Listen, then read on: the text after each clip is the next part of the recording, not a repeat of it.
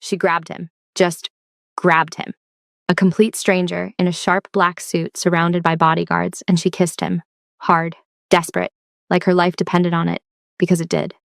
Amira Lee's hands were shaking when she pulled back. The man stared at her, expression unreadable.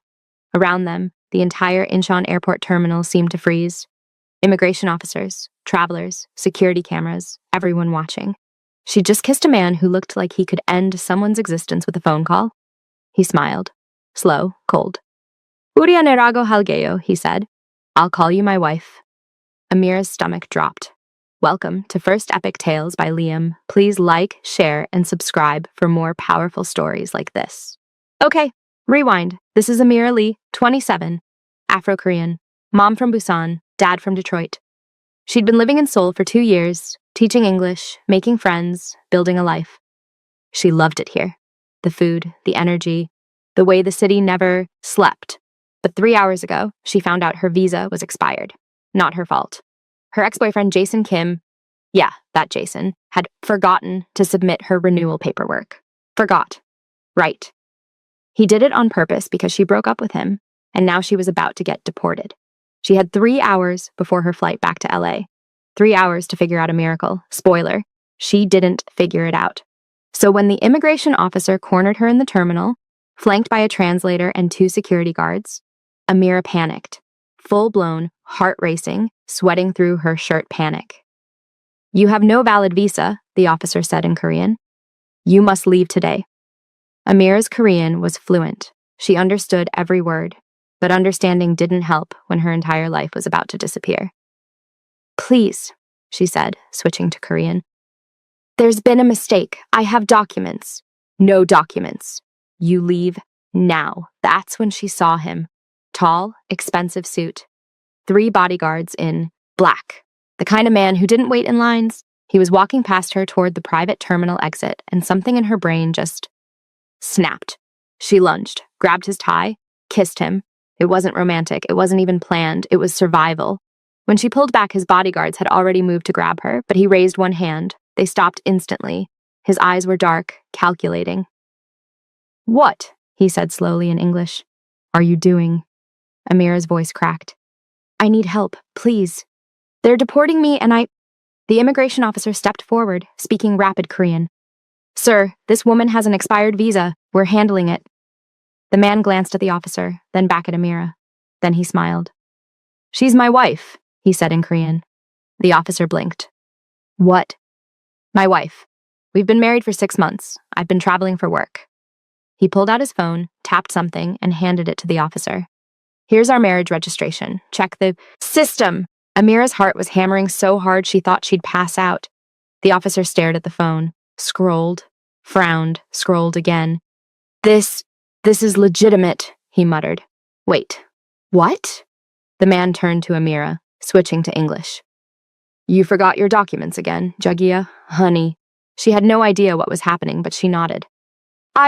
Yes, I forgot. The officer looked between them, clearly suspicious. We'll need to verify this. Both of you, follow me. The man, whoever he was, didn't move. He just looked at the officer with this cold, calm authority that made Amira's skin prickle.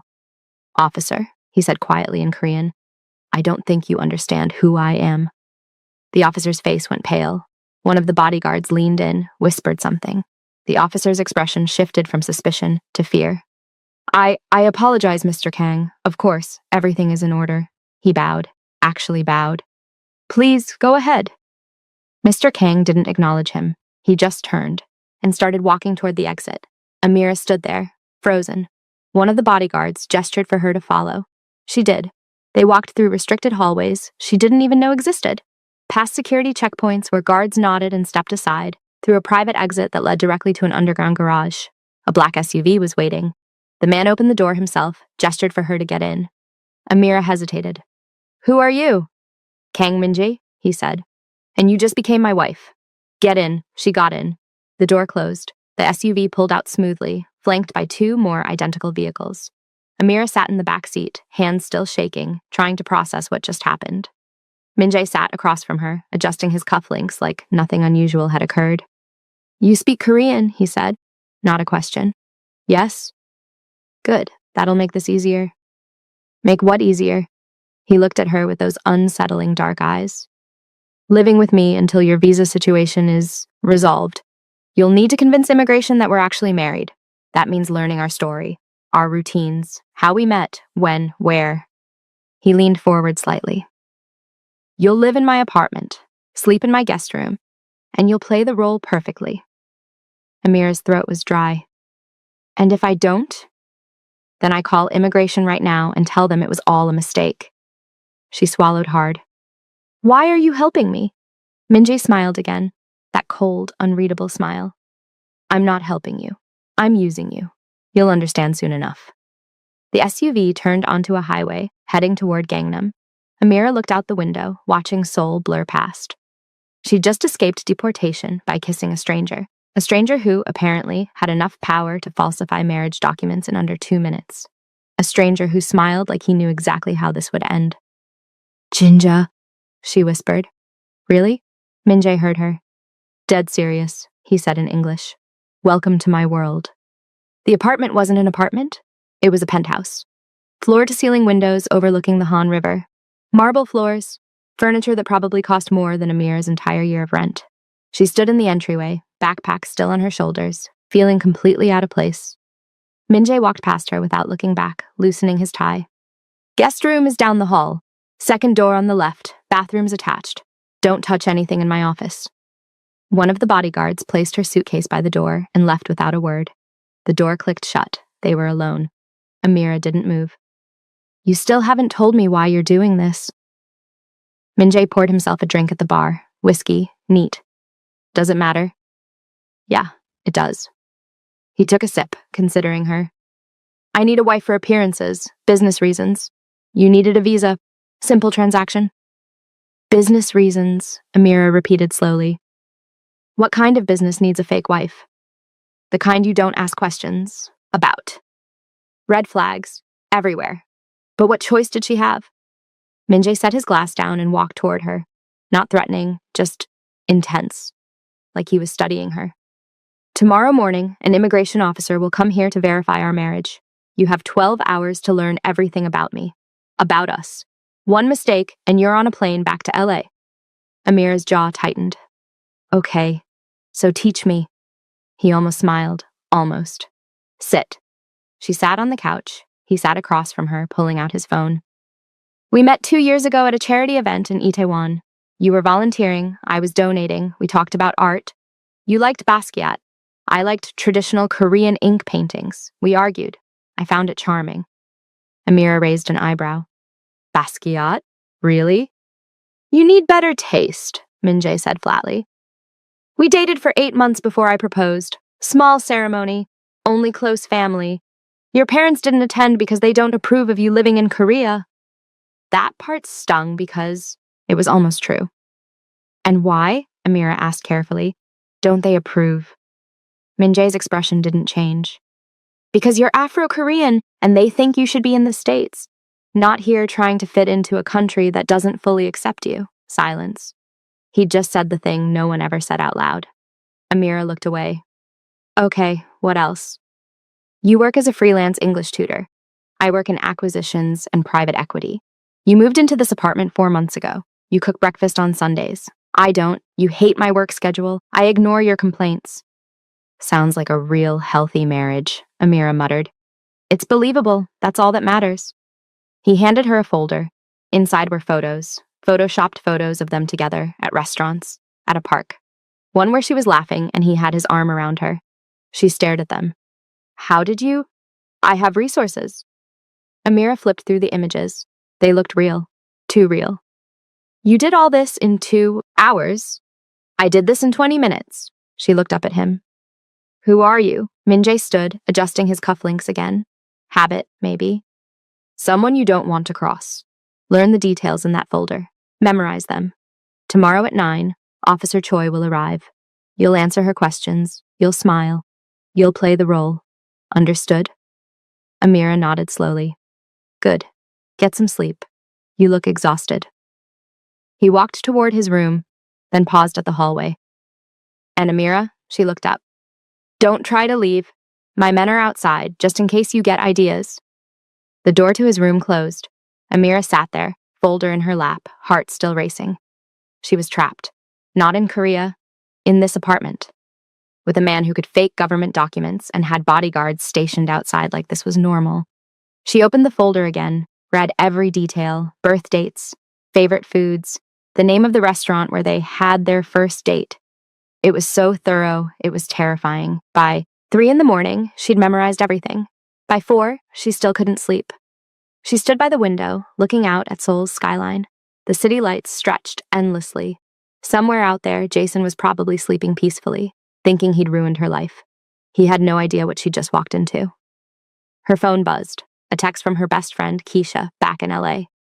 "Girl, you good? Haven't heard from you in 2 days." Amira stared at the message. What could she even say? Yeah, I'm fine. Just fake married a Korean mafia boss to avoid deportation. How's your week? She put the phone down. At 8:30 the next morning, Min-jae knocked on her door. Officer Choi will be here in 30 minutes. Get dressed. Look like you live here. Amira came out wearing jeans and a sweater, casual, comfortable. Min-jae looked her up and down. Change. What? You're my wife, not a college student. Change. Amira's jaw clenched. I don't have anything else. Disappeared into his room and came back with a garment bag. Wear this. Inside was a simple but expensive dress, cream-colored, elegant. Are you serious? 9 minutes, he said, walking away. Amira changed. The dress fit perfectly. Of course it did. When she came out, Min-jae was setting coffee cups on the table. 2, 1 half empty, like they'd been sitting together. He glanced at her, nodded once. Better. The doorbell rang. Amira's heart jumped into her throat. Min-jae walked to the door, calm as ever. He opened it, smiled warmly. Totally different from the cold man she'd seen yesterday. Officer Choi, please, come in. A woman in her 40s stepped inside, clipboard in hand. She looked around the apartment with sharp, assessing eyes. Mr. Kang, Mrs. Kang. She nodded at Amira. Amira forced a smile. Hello. Officer Choi didn't smile back. I'll need to ask you both some questions, separately. Min-jae didn't flinch. Of course, whatever you need. Amira's palms were sweating. Officer Choi looked directly at her. Mrs. Kang, let's start with you. Officer Choi sat across from Amira at the dining table. Min-jae had disappeared into his office. The door was closed. They were alone. Choi clicked her pen. How long have you known your husband? 2 years. We met at a charity event in Itaewon. What was he wearing? Amira blinked. That wasn't in the folder. She improvised. A gray suit. He always wears suits. Choi wrote something down, didn't look up. What side of the bed does he sleep on? The left. Does he snore? Sometimes, when he's really tired. What's his mother's name? Amira froze. The folder hadn't mentioned family. Her mind raced. He doesn't talk about his family much. Choi finally looked up.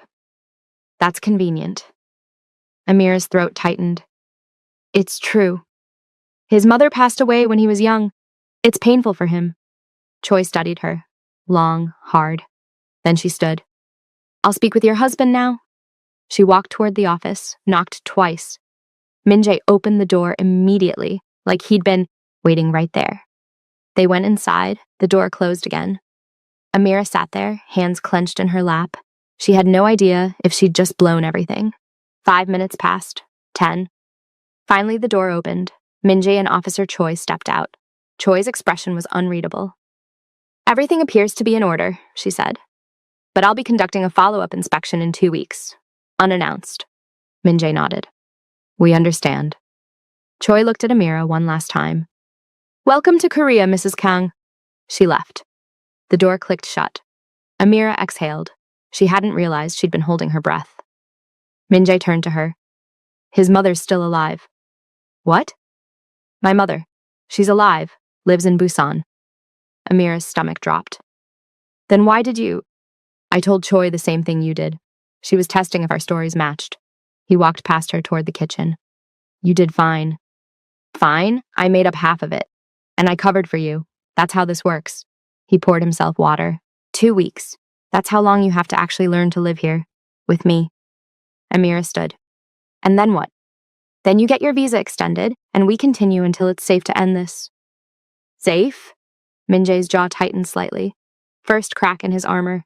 There are people who can't know this marriage is fake. People who would use that information against me.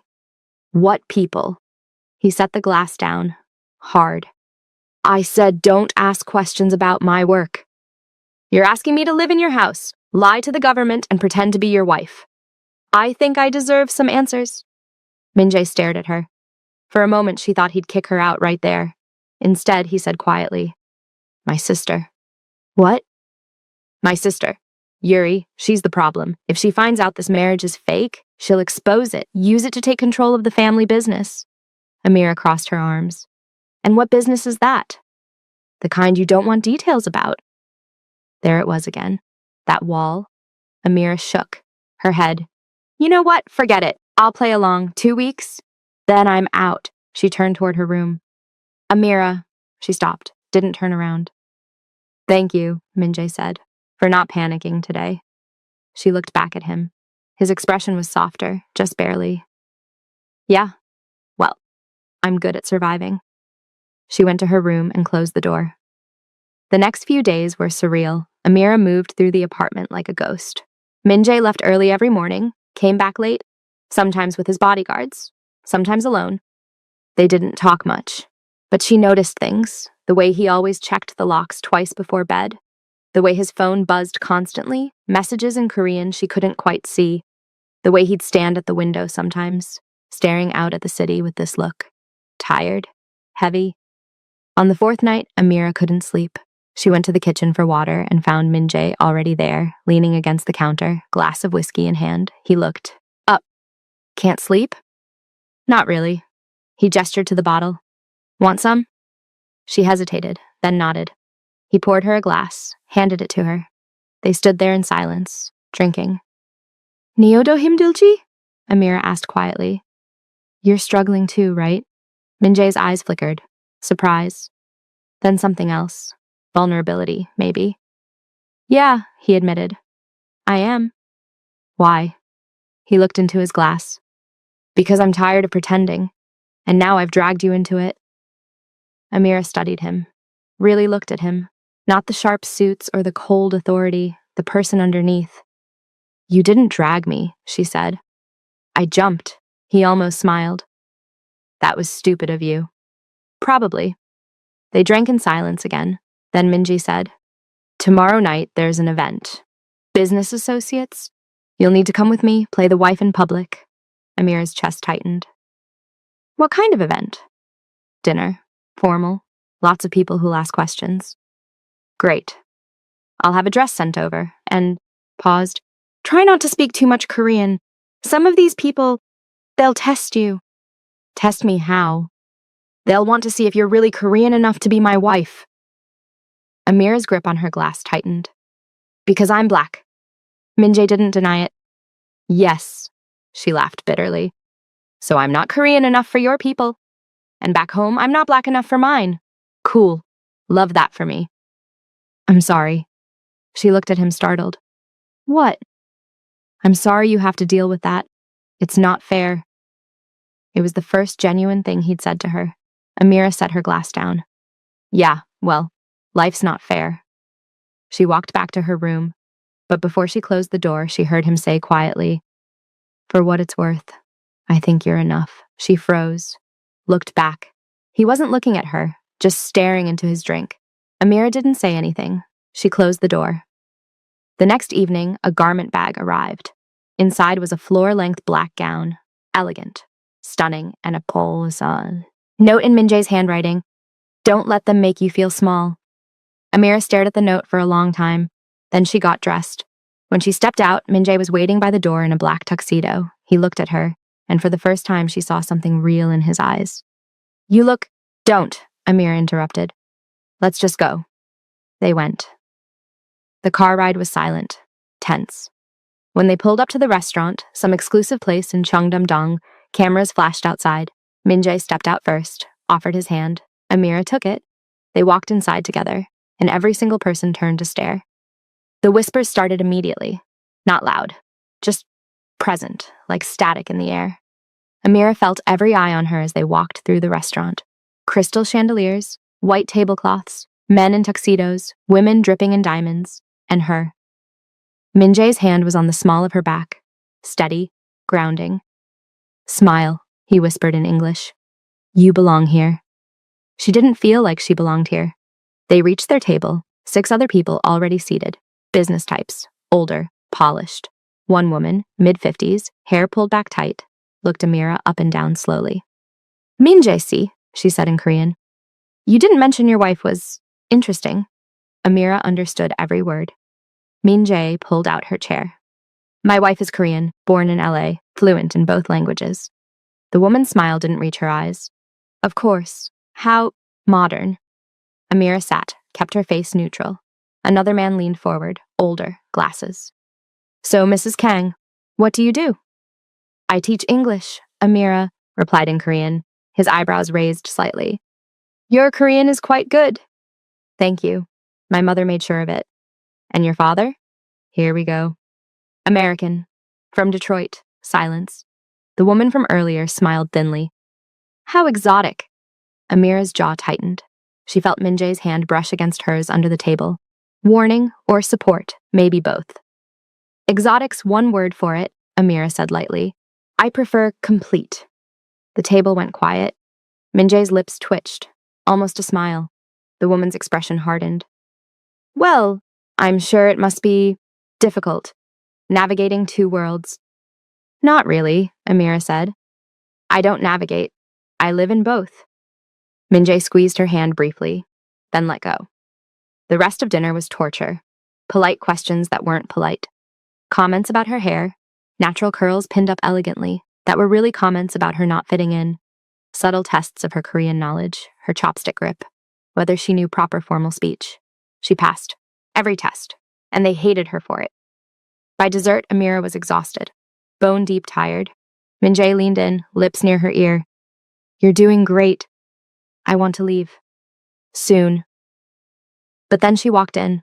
A woman in a blood-red dress, mid-30s, striking. She moved through the restaurant like she owned it. Minjae's entire body went rigid.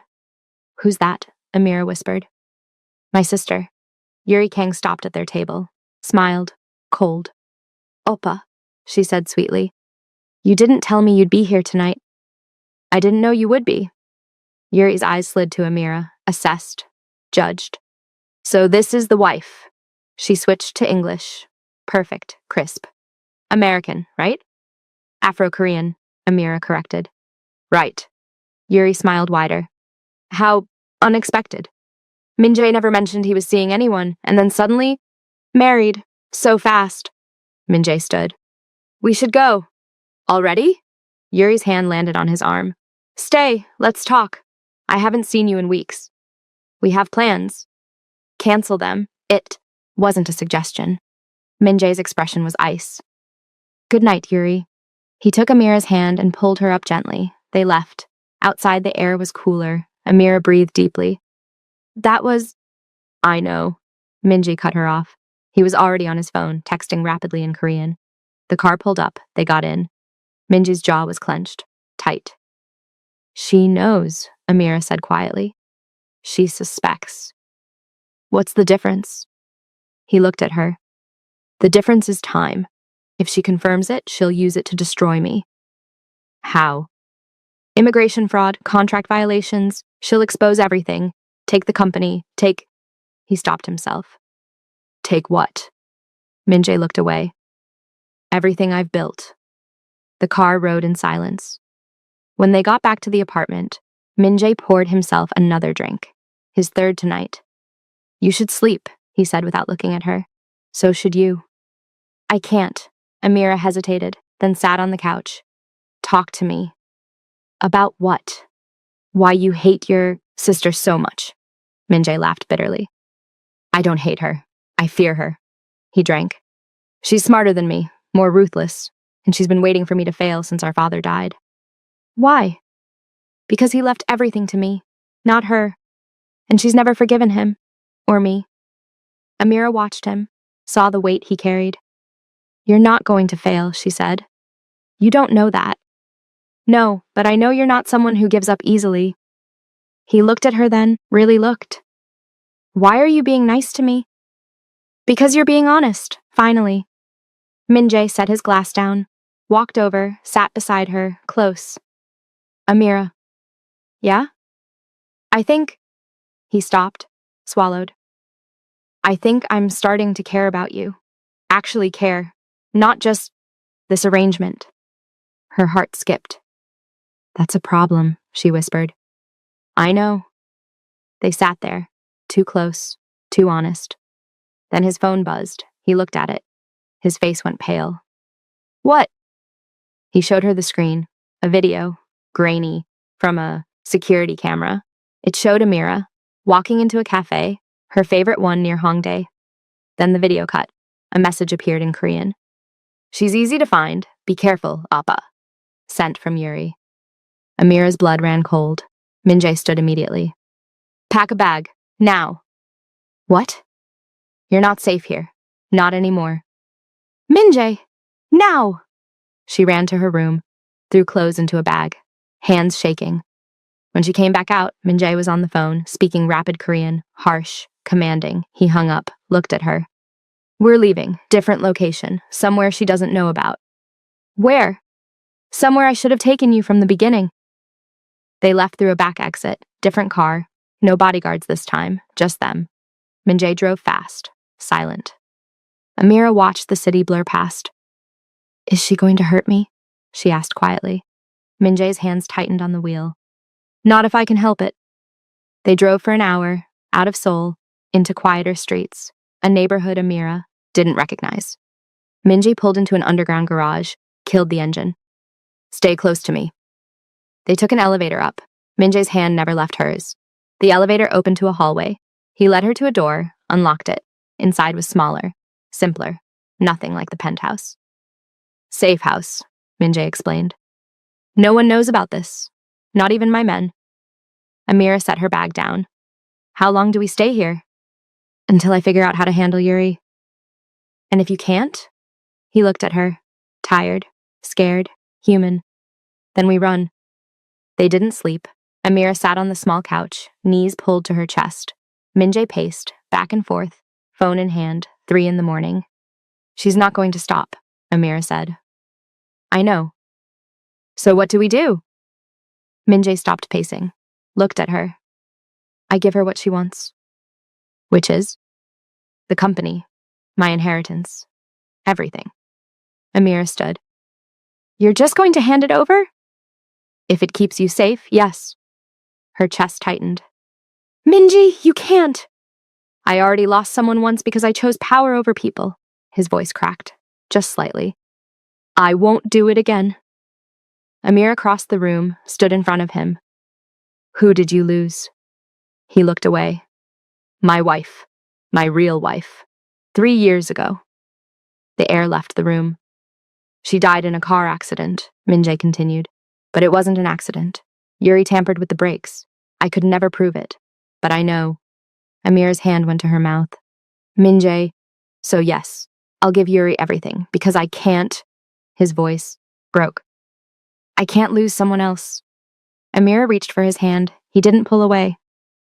We'll figure this out, she said. Together. How? I don't know yet, but running won't fix this. Min-jae's phone buzzed. He looked at it. His expression darkened. What? He turned the screen toward her. Another message from an unknown number. Looking for someone? Below it, a photo. Amira, outside a coffee shop, today. The one she'd been to before they fled. But the timestamp was from 20 minutes ago. Impossible, unless... That's not me, Amira whispered. Min-jae's face went white. She's using old footage, playing with us. Another message appeared. Next time it'll be real. Call off your fake marriage, Appa, or I'll make sure everyone knows what you've done. Immigration, police, everyone. Min-jae threw his phone across the room. It hit the wall, shattered. I'm done, he said quietly. I'm calling her, ending this. Wait! No, this is over. You're going back to LA. I'll pay for everything. Set you up, just go, please. Amira grabbed his arm. I'm not leaving you. You have to. Why? Because He stopped, swallowed hard. Because I care about you too much to let you stay. She stared at him, heart pounding. You said you're tired of pretending, she said. So stop. Stop pretending this is just business. Stop pretending you don't feel something. Amira, I'm not running. Not from Yuri. Not from this. Not from you. Minjae looked at her. Really looked. Like he was memorizing her face. Then he kissed her. Not desperate like at the airport. Not performative like at the restaurant. Real. When he pulled back, his forehead rested against hers. We can't win this, he whispered. Maybe not. But we can try. Morning came too fast. Minjae made a call. Not to Yuri, to someone else. Who? Amira asked. A lawyer. Someone Yuri doesn't control. Can they help? Maybe, if we're smart. The lawyer arrived an hour later, an older woman, sharp eyes. She listened while Minjae explained everything. When he finished, she leaned back. This is messy. I know. But it's fixable. Barely. She looked at Amira. You're willing to testify about the visa situation? Amira nodded. If it helps. It might. If we frame this as a marriage of necessity that became genuine. Immigration fraud is hard to prove if the relationship is real now. It is real, Minjae said quietly. The lawyer's eyebrow raised. Good. Then we have a case. I'll need documentation, proof of cohabitation, witnesses, and... She paused. A real wedding, public, official. Amira's eyes widened. What? If you want to make this legitimate, you need to actually get married, properly. Minjae looked at Amira. It's your choice.